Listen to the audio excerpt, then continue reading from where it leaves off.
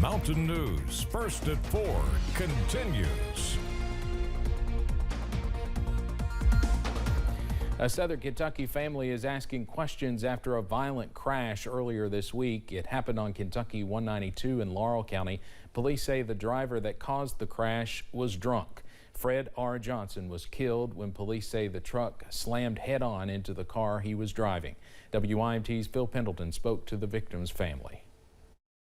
The crash happened about 4 miles west of London on Kentucky 192. Sheriff's deputies say they have a lot of evidence that the man who caused this crash, Wesley Allen, was drunk.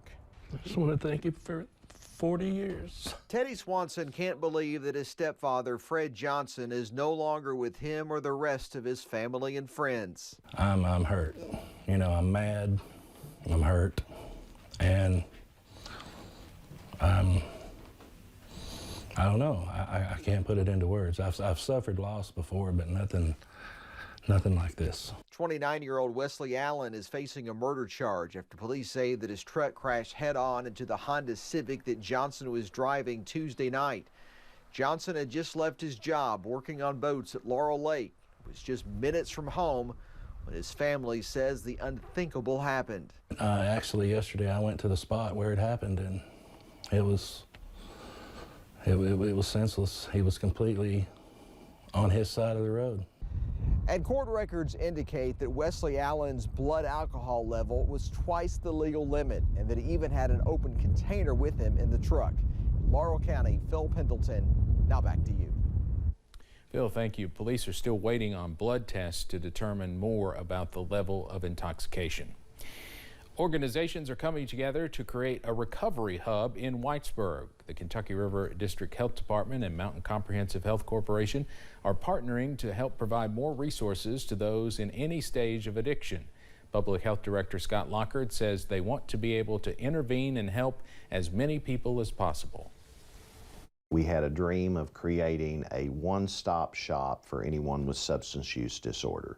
Substance use disorder is one of the biggest public health issues facing our region, and we wanted to do something as an effective intervention to try to intervene in this problem. Lockard says it will take a unified front to effectively tackle the drug problem. We'll have more about this tonight at 6. It's the most wonderful time of the year and a time when folks start getting in the Christmas spirit. And one way to do that is at the Archer Park 1 Million Light Spectacular in Prestonsburg. WYMT's Olivia Calfee is there live with more on what to expect from the fun. Olivia? That's right, Steve. We are here in Archer Park. The sun's starting to go down. The lights are on. And there's about to be more than 1 million lights lighting up Archer Park this evening. But I'm here with Samantha Johnson. She's the executive director of Prestonsburg Tourism. So just tell me what people can expect tonight. I know there's a lot going on. This is just the most magical place in Eastern Kentucky. It truly is. So the sun's starting to set a little bit more. So all these actually well over 1 million lights now will be coming on. And it's so fantastic because it's free to enter. It's free to explore this. And not only that, this is Santa's favorite place to come to. So much so that he will be here tonight with his friends. So we've got the Grinch hanging out, he and Santa made up. We've got Rudolph, we have Frosty, so many of his friends, and then he's here every Saturday night throughout the rest of the season, except this Saturday he's heading downtown. But it's just such a fun place. We'll have train rides going on, sleigh rides going on, the carnival will be happening with treats and just so much fun stuff everywhere you look. It is so exciting, and yes, Santa must really love Archer Park, and I'm looking forward to seeing him tonight. I hope to check in with Santa around 5:30 or 6 o'clock this evening. But thank you so much for giving me all this information. And once again, y'all, this is free. So the sun's about to go down. Go ahead, drive on through. It's going to be amazing. But for now, we are live in Archer Park. Olivia Calfee, I'll send it back to you. Olivia, thank you. I saw some posts over the weekend. The cars were really lined up getting in to see the lights there at Archer Park. And like Olivia mentioned, we'll be checking back with her when it's a little darker, coming up at 5:30.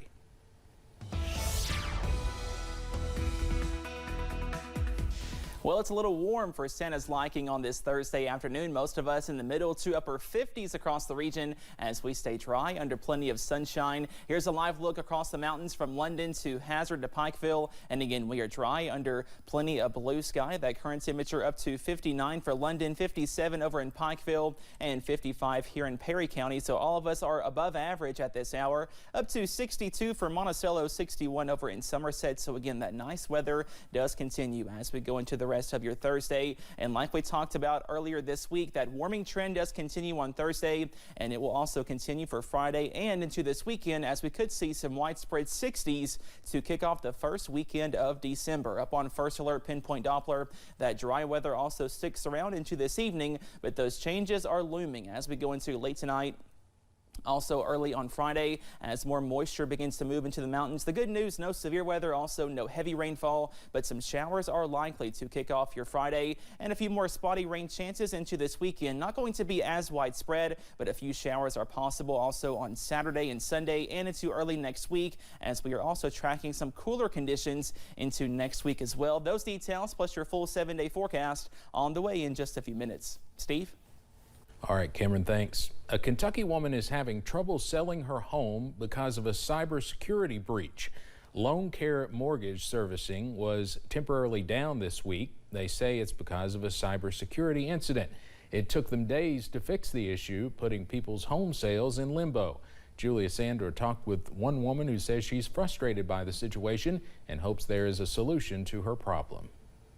For a family of 5, selling, buying, and moving to a new home can be a big hassle. We've been planning for a while to close today and close on our new house tomorrow. For Ashlyn Tenhagen, it's been more like a nightmare. So we found out this week when we have been trying to cancel our auto draft mortgage payment on our current house that their systems are down. Like other homeowners across the country, Tenhagen was affected by a cybersecurity incident at Loan Care.